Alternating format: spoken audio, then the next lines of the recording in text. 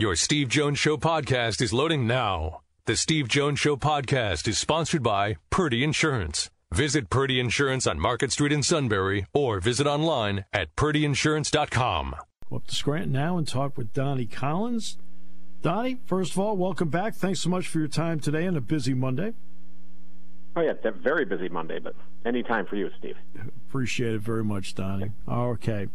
So the primary topic of the press conference, for obvious reasons, is what happened with Mike Yurcich.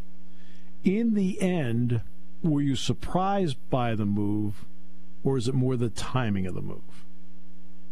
Yeah, I don't know if I was surprised by the move. I wouldn't have bet that it would happen during the season just because James has never made that kind of a move during the season. But I think there were some clear signs the last couple of weeks that this was not going to work out with Yurcich over the long term. And James, after the game on Saturday, when a head coach says, we have to create some easy throws that every team does, that's not a good sign for the offensive coordinator, because it's obvious that that's really what this offense is missing. Some of those bread and butter plays in the passing game where you're going to get 5-6 yards and get yourself on schedule, get all those things that you want as an offense, get yourself moving, get your quarterback in the rhythm and all that. But yeah, and I agreed with James on that. But I didn't wake up Sunday thinking they were going to let go of Yurcich because that hadn't happened before. But to a degree, it's a bold move in the sense that if you got to make it, you make it now and you get yourself in the market. But you also put yourself in the crosshairs for a couple of weeks here because look, you have now let go of 3 offensive coordinators in your tenure, and the next hire probably is going to be somebody that everybody's got to be really happy with, and it's got to be a home run hire. So I think a lot of pressure put on James, but I also in that regard don't believe James looks at it, or I don't think he shies away from the pressure of making a big hire. I mean, Manny Diaz was one, Yurcich was one. So I think he's got the courage of his convictions, but moving forward, I think this next one's got to be a good one for him. Right. I felt Penn State actually ran the ball well on Saturday against Michigan.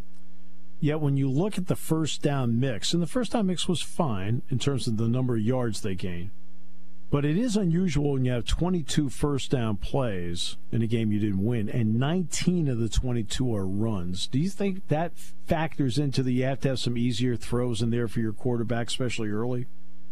Yeah, I totally think that. At one point during the game, it's funny you mentioned it, because I forgot I did this and all the excitement, but at one point in the game, I turned to Frank Bodani, who was sitting next to me. I know you've had him on the show a lot. But I said to Frank, how often have they thrown on first down? And at that point in the game, it was 2. And I think the third one came pretty late in the game. It might have been the last drive where where they had some desperation to them. But they were really, and again, you can't argue it because they were running it well enough. I mean, they were doing their job in that fast of the game. So if it's not broke, why change it? And I don't think they were necessarily off schedule as they were in definitely in the Ohio State game, they were third and long all the time. But they were running the ball well enough. So I didn't think it was that big a deal. But I did before the game say, hey, look, first play here, run your safest pass play. Get yourself 5-6 yards, get going. And they ran it. And you didn't see that safe pass play. So I think you're right. I think when you look at the mix, when it's 19-3, that's no faith in the pass game. And I don't know if this is the offensive coordinator. You can have no faith in the pass game. You have to have those couple of plays that are going to work, and move yourself down the field, or at least the whole rhythm thing with Drew. It's a big thing. When he gets out of rhythm, he's not the same player. But when he's in rhythm, he's terrific. So you got to get him going. And I don't think in either of the 2 losses Penn State did. And the obvious response to that is, well, they lost to 2 of the best 3 or 4 teams in the country and 2 of the 3 or 4 best defenses in the country, and I get that. But you still have to figure out a way. There's got to be somewhere where you can compete in that area and make sure your offense is giving itself a chance. And I'm not sure running it 19 times, even running it well, is the way to go there against a good team. to me, the key sequence in the game, and you may disagree with this, and I know they ran it 32 straight times. And with that quarterback, you're always worried he's going to play action. You can't just put 11 guys in the box because this guy's can play action it, and he's really good at it at 84%. But to me, the key sequence was you score at the end of the first half, and we could debate the extra point thing, but it's fine. But you score at the end of the half, you have some momentum, and you're going to get the ball to start the second half. And you're 6 of 9 on the season entering the game, scoring on your first drive of the second half with 5 touchdowns and a field goal. And you get a first down, and then you get another first down, but that's when Drew fumbles the ball. In getting that first down, they recovered. Now, I know it turns out to be 3, but they took forever to get down the field to do it, and they ate the clock and got 3 points. To me, that was the sequence between the two. Yeah, I thought there was 2 sequences in the game, and that was certainly one of them. Where, and I don't know about you, I had a feeling they were going to score. I thought they figured something out. They came out pretty aggressive there, and I thought at that point, yeah, they're looking pretty good here. And it was, what was it, 14-9 at that point? Yes. Even if they get 3. Right. You're feeling pretty good about it if you're Penn State. So I thought that was a huge play. But James is right. You're leaving points on the field. You have to be able to. Points are going to be at a premium in that game. And I think even with Michigan scoring 24, that's evidence that points are at a premium because they're averaging over 40. So yeah, I thought that was a big sequence, and I thought not being able to punch it in first and goal from the 3. Agreed. In the first quarter was huge. I thought at that point that there was going to be some trouble there because, again, points at a premium. But you can't. I mean, that's a big swing there in the second half. Start with Drew putting the ball on the ground. The Michigan player made a good play, went after the ball. Yes, he did. He should have done. But yeah. You look at it as probably a 10-point swing at best because Penn State maybe goes in and scores a touchdown there. You get 7, and you end up giving up 3 off of that. And the way Michigan plays, they play like Illinois did a couple of years ago, where they're just going to run it every time, and they're going to wind the clock down. They're going to take, like you said, take forever. They're just the opportunities in that game just weren't going to be there to score very often, to come back and to get into a rhythm. So I thought it was huge there to fumble when you had a rhythm. That was pretty much, I thought, that was the moment, I think, when I started writing the column, because I thought this is probably going to be hard to come back from. Right. I agree with that. And again, the ability of McCarthy to be a play-action passer and be so good at it, or to tuck it down himself and run, that keeps you a little off balance. Well, why don't you throw 11 in the box? Because with this guy, you can't throw 11 in the box. You don't know what he's going to do with it. Illinois, in the 9 overtime game, did not have a guy that could throw the ball, not even in the same realm as this guy.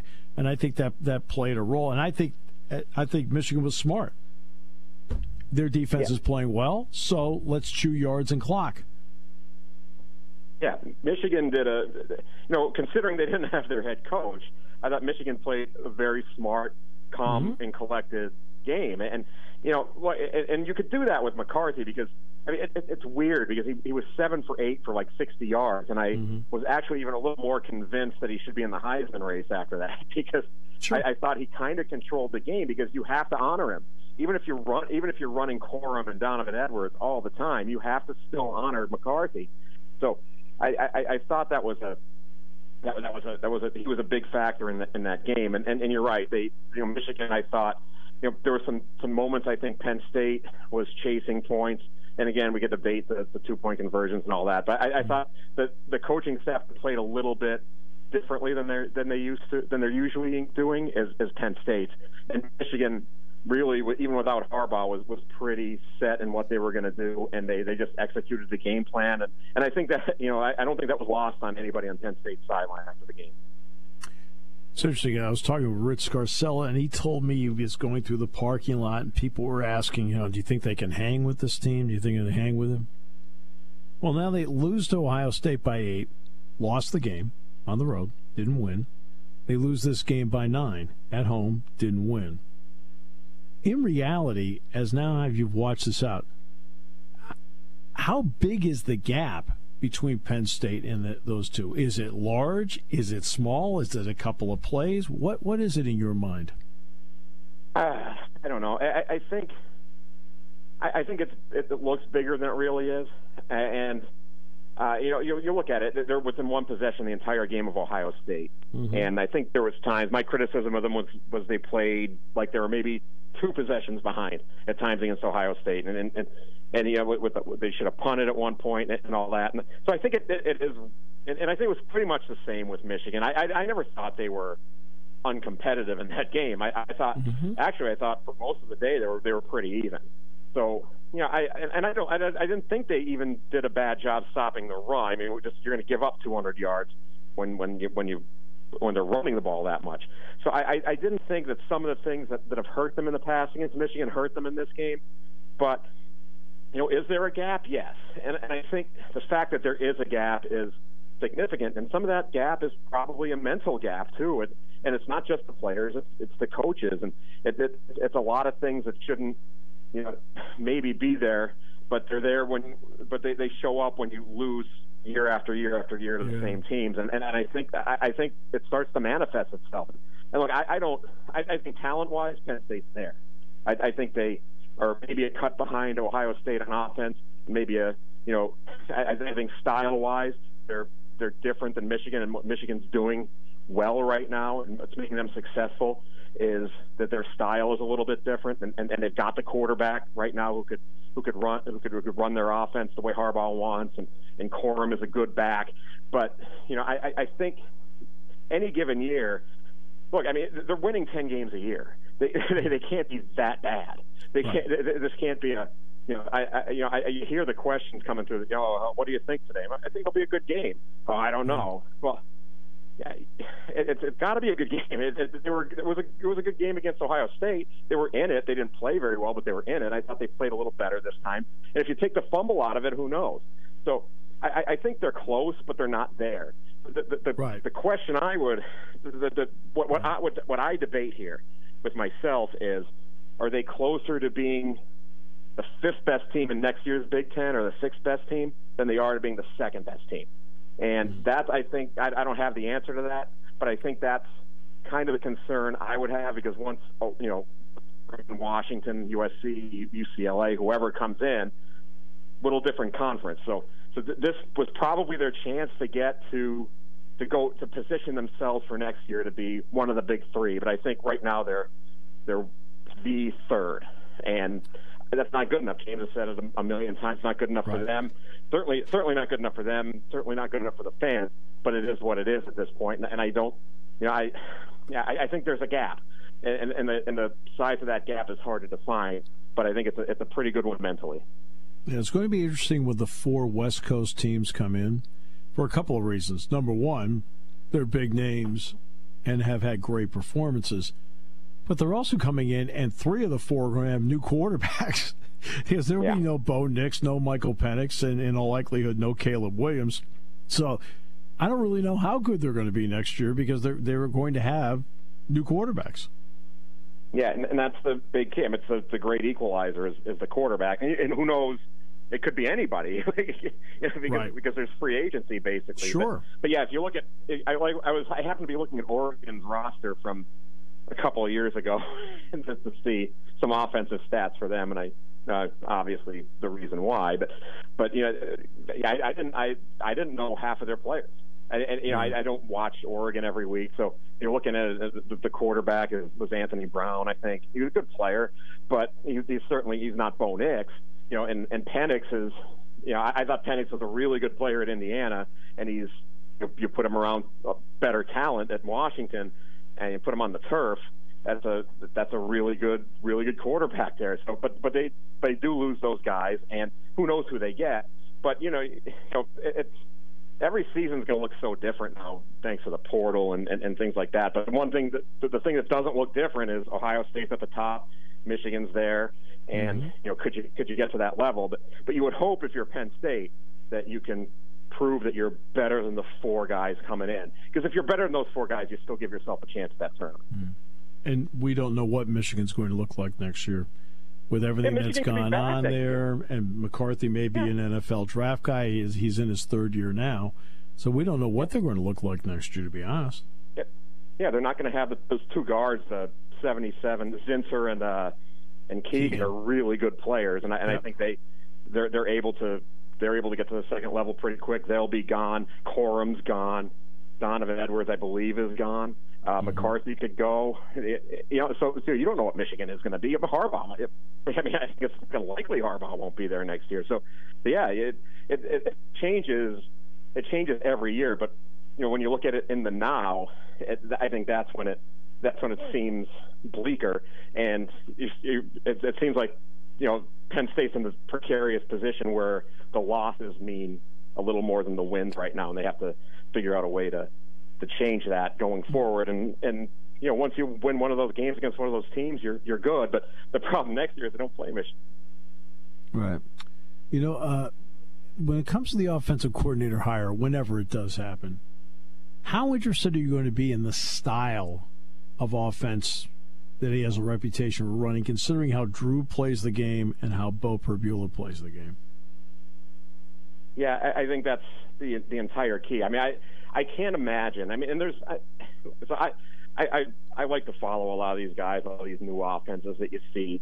The UNLV offense, for instance, is one that I was watching, and I know that's a guy. He's a Pittsburgh guy, the guy running that offense, and it's neat. They do a lot of fun things, and it's interesting.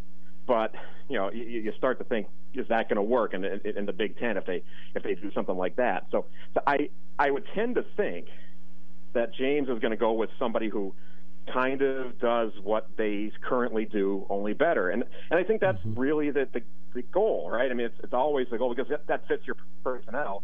And even in the transfer portal area, most of your personnel is coming back every year. So you want to bring in somebody who could play a style that's going to benefit Drew Allen, or who's going to benefit Bo Perbula in a year, or it's going to work Nick Singleton and Katron Allen in, because you're hoping you have all those guys, and someone who could develop receivers, scheme them open, things like that, and most importantly, someone who players are going to want to play for. So I think, I don't think it's going to be someone totally dissimilar from Mike Yurcich, and I don't think it's going to be something totally dissimilar from what Franklin has always said he wants to do. It's not going to be some kind of crazy new scheme coming in. But that said, there are guys out there who have worked for James and done his system before. So I think sometimes I think that's overvalued. You see these lists of guys' names. Here's possible candidates, and nobody really knows because James didn't tell them. So nobody really knows who's being looked at.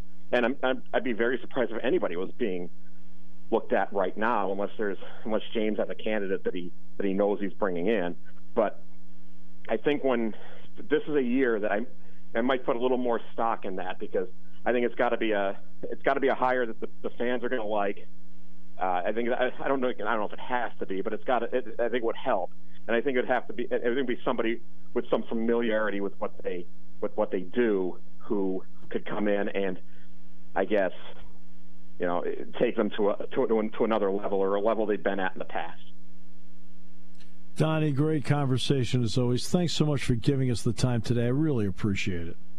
No problem. Thanks, Steve. Donnie Collins, Scranton Times-Tribune.